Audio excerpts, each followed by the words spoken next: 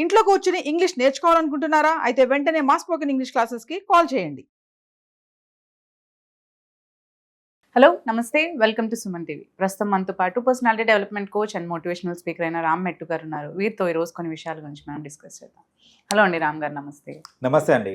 Yeah, so మనం నార్మల్గా ఇప్పుడు క్రిమినల్ సైకాలజీ గురించి కూడా మాట్లాడుతున్నామంటే ఎమోషన్స్ అవన్నీ కూడా లాస్ అవుతున్నాయి, ఎలా మనకు బాండ్ బిల్డ్ చేసుకుంటే ఇవన్నీ కూడా తగ్గించుకోవచ్చు అని అనుకుంటున్నాం. కానీ ఇప్పుడు రీసెంట్గా ఒక కేసు చూసాము.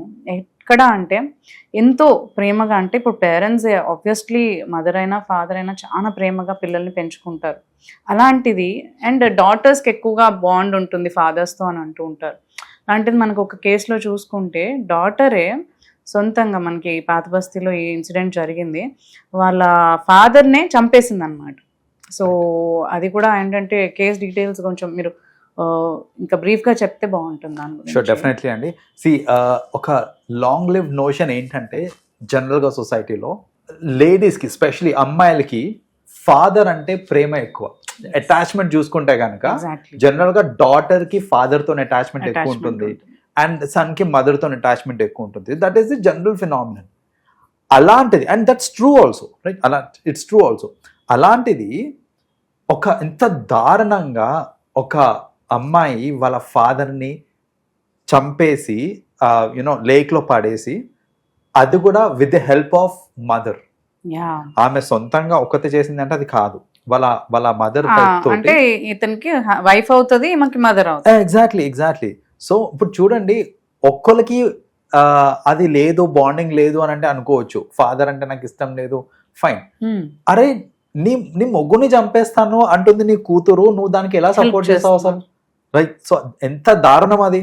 అలాంటిది అంటే బేసిక్గా ఇక్కడ అయింది ఏంటంటే, వాళ్ళ కూతురికి ఆల్రెడీ పెళ్ళి అయిపోయింది.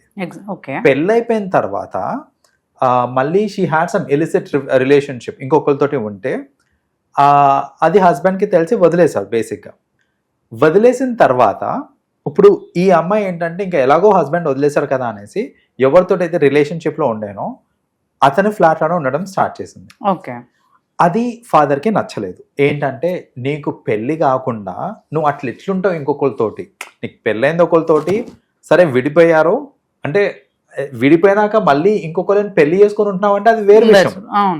సో నువ్వు పెళ్లి కూడా చేసుకోకుండా ఇంకొకరితో ఉంటున్నావు, అసలు ఎవరితో ఉంటున్నావు అని అంటే అతని అసలు విడిపోవడానికి కారణమే అతను కదా. సో ఇదంతా నచ్చక వాళ్ళ ఫాదర్ ఇది కరెక్ట్ కాదమ్మా అని ఒక మంచి మాట చెప్పినందుకు ఇప్పుడు ఆయన లేకుండా పోయినాడు. ఇప్పుడు చూడండి ఎంత దారుణం అంటే, మంచికి కూడా రోజులు లేవు చూడండి. సో ఇది కరెక్ట్ కాదమ్మా, నువ్వు చేసేది అలా ఉండకూడదు, నువ్వు వచ్చేసి మన ఇంట్లో ఉండు, నేను చూసుకుంటా అని చెప్పాడు ఆయన. అలా చెప్పినందుకు ఈ నస పెట్టేస్తున్నాడు ఈయన. వద్దు చంపేద్దాం అనేసి వాళ్ళ అమ్మతో మాట్లాడి, వాళ్ళ మదర్, ఆమె ఇంకా ఎవరితో అయితే ఆమె రిలేషన్షిప్లో ఉందో వీళ్ళు ముగ్గురు కలిసి వీళ్ళు ఏం చేశారంటే, ఫస్ట్ ఇది ఇచ్చారు, మత్తు మంది ఇచ్చారు అతనికి. మత్తు మంది ఇచ్చిన తర్వాత ఆయన అది మత్తు టాబ్లెట్స్ కలిపి ఇచ్చేస్తే ఏది కళ్ళులో కలిపి ఇచ్చారనమాట.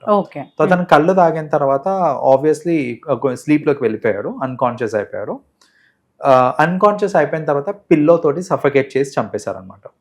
సఫకేట్ చేసి చంపేసి దర్జాగా సినిమాకి వెళ్ళి సెకండ్ షో సినిమాకి వెళ్ళి సినిమా చూసి వచ్చిన తర్వాత ఇప్పుడు ఈ డెడ్ బాడీని పడేసేద్దాము అనేసి, డిస్పోజ్ ఆఫ్ చేసేయాలి అనేసి వాళ్ళు ఒక క్యాబ్ మాట్లాడుకున్నారండి.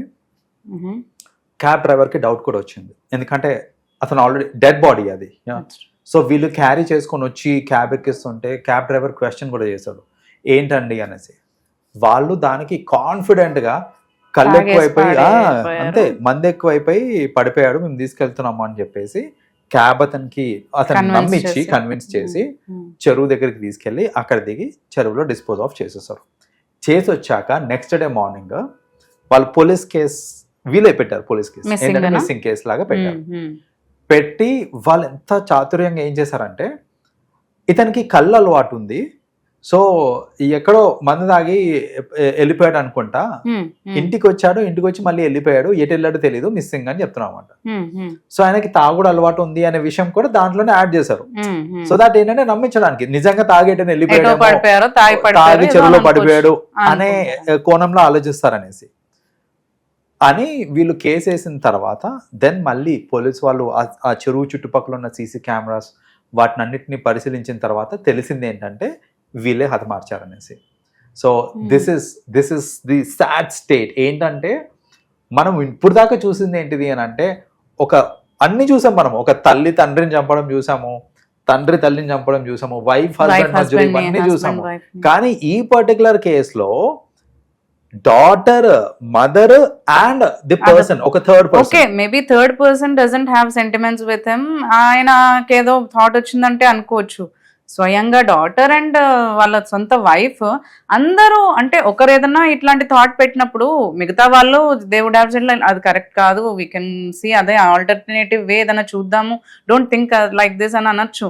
బట్ అందరూ ఒకే థాట్ కి అటాచ్ అవ్వడానికి గల కారణం అంటే ఫస్ట్ నుంచే అలా ఉన్నారు కాబట్టి వాళ్ళందరూ కలిసి ఉన్నారు అంటారా? అంటే బేసిక్ గా దిస్ ఇస్ వాట్ అండి. ఏంటంటే ఇప్పుడు ఆ అమ్మాయి అంటే దాని వెనక రీజన్ ఏమన్నా ఉండొచ్చు. ఎందుకంటే యాక్చువల్గా చెప్పాలంటే ఆ చనిపోయిన వ్యక్తి ఎవరైతే ఉన్నారో ఆయన వాచ్మెన్, వాళ్ళ వైఫ్ షీ ఈజ్ ఇంటూ జిహెచ్ఎంసీలో ఒక స్వీపర్ లాగా వర్క్ చేసేది. అంటే ఫినాన్షియలీ వీళ్ళు స్ట్రాంగ్ కాదు. బేసిక్ గా చెప్పాలంటే వీళ్ళు ఫినాన్షియలీ స్ట్రాంగ్ కాదు. అయితే ఇప్పుడు ఈమె ఇంకొకరితో ఉంటుంది. ఇంకొకరితో ఉంటున్నప్పుడు వాళ్ళ మదర్ థాట్ ఏమై ఉండొచ్చు అని అంటే, ఇప్పుడు నేను మళ్ళీ ఫస్ట్ హస్బెండ్ ఎలాగో వదిలేసి వెళ్ళిపోయాడు, ఇప్పుడు మళ్ళీ నేను ఈమెకి పెళ్లి చేయాలి అని అంటే ఖర్చుతో కూడిన పని అది, రైట్? సో ఇప్పుడు మళ్ళీ ఖర్చు పెట్టే అంత స్తోమత డబ్బులు లేదు. సో కాబట్టి ఎలాగో ఇంకొకరు ఉన్నారు కదా, ఉండని అనే థాట్ లో ఆమె ఉండొచ్చు, అది కరెక్ట్ కాదు అనే థాట్ లో అతను ఉండొచ్చు. కాబట్టి ఇక్కడ ఏమైందంటే డాటర్ కి అతనితో ఉండాలనే ఉంది, మదర్ కూడా అతనితో ఉంటే నాకు మళ్ళీ పెళ్లికి ఖర్చు అదంతా ఉండదు కదా, సో ఉండనీలే ఏదో టైంలో వాళ్ళే చేసుకుంటారని అనుకొని తను కూడా అలా ఆలోచించవచ్చు. సో ఇలా ఏంటంటే ఇలాంటి థాట్స్ జనరల్ గా ఇలాంటి థాట్స్ రావడానికి మల్టిపుల్ రీజన్స్ ఉంటాయి. వీళ్ళ బ్యాక్గ్రౌండ్ చూసుకుంటే నాకు తెలిసి ఆ లేడీ వాళ్ళ మదర్ అలా థింక్ చేయడానికి మేజర్ రీజన్ ఏంటంటే ఈ ఫినాన్షియల్ స్టెబిలిటీ లేకపోవడం. Right, that is the reason why ఆమె చంపేద్దామన్నా కూడా షీ వాజ్ రెడీ. అండ్ ఇంకోటి ఏంటంటే ఇలాంటి జనరల్ సినారియోస్ లో attachments with in the family లేకపోవడం కూడా ఒక ప్రైమ్ రీజన్ అండి. సో ఇప్పుడు ఆయన వాచ్మెన్ అంటే ఆబ్వియస్లీ వాళ్ళు పొద్దు నుంచి రాత్రి దాకా సెక్యూరిటీ పని చేస్తూనే ఉండాలి. సో దానికి తోడు ఆయనకి కళ్ళు తాగే అలవాటు నిజంగానే ఉండాలి. సో ఇక్కడ ఏమవుతుంది అని అంటే పొద్దంతా ఇంట్లో ఉండడు, మళ్ళీ కళ్ళు తాగి వచ్చిన తర్వాత ఇంట్లో వాళ్ళతో టైం స్పెండ్ చేయడం కుదరదు. సో అక్కడ ఇంకా అటాచ్మెంట్ ఎక్కడ ఏర్పడుతుంది? లేదు, అక్కడ పాసిబిలిటీ లేదు. That is the reason why ఏంటంటే వాళ్ళ వైఫ్ కన్నా కానివ్వండి, డాటర్ కన్నా కానివ్వండి, ల్యాక్ ఆఫ్ అటాచ్మెంట్ వల్లనే వాళ్ళ ఈ దారుణానికి అంత రెడీ అయిపోవడానికి రీజన్. అంటే అప్పట్లో అయినా కానీ ఇప్పుడంటే ఫైన్ అందరూ వర్క్ చేస్తున్నారు అంటున్నారు, అప్పట్లో అయినా ఫాదర్స్ వర్క్ చేయడానికి వెళ్ళేవారు, అయినా కానీ ఇమోషన్స్ అవన్నీ స్ట్రాంగ్ గా ఉండేవి కదా విత్ ఇన్ అ ఫ్యామిలీ. అది ఎవరు మెయింటైన్ చేయాలంటారు? చూడండి, ఇంతకు ముందు కేసెస్ లో ఏంటంటే ఫాదర్ వెళ్ళేవాడు పనికి, కానీ ఇంట్లోనే జాయింట్ ఫ్యామిలీ ఉండేసరికి గ్రాండ్ పేరెంట్స్ ఉండేవాళ్ళు, లేకపోతే అంకుల్ ఆంట్ ఎవరో ఒకరు ఉండేవాళ్ళు మనకి ఏది మంచి ఏది చెడు అని చెప్పడానికి. అండ్ ఆ బాండ్ ని ఇంటాక్ట్ ఉంచడానికి ఇంతకు ముందు కేసెస్ అండ్ ఇంతకు ముందు జనరేషన్ లో ఏంటంటే పీపుల్ వర్ అరౌండ్ అస్. ఇప్పుడు అన్ని న్యూక్లియర్ ఫ్యామిలీసే. ఇప్పుడు మదర్ ఫాదర్ ఇద్దరు వెళ్ళిపోతారు వర్క్ కి, వచ్చిన తర్వాత ఇద్దరు టైర్డ్ ఉంటారు. సో పిల్లలతో టైం ఎవరు స్పెండ్ చేస్తున్నారు? బయట వాళ్ళు స్పెండ్ చేస్తున్నారు.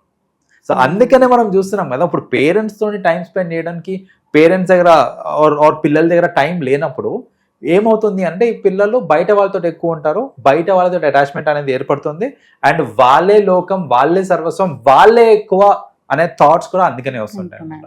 అందుకని చూడండి, ఇప్పుడు ఒక థర్డ్ పర్సన్ కోసము తండ్రిని చంపడానికి కూడా వెనకాడలేదు.